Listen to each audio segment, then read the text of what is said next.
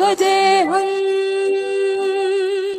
वीरभद्राय अग्निनेत्राय घोरसंहारः सकललोकाय सर्वभूताय सत्यसाक्षात्करा शम्भो शम्भो शङ्करा ॐ शिवोऽहम् ॐ शिवोऽहम् रुद्रनामं भजेऽहम् भजेऽहम्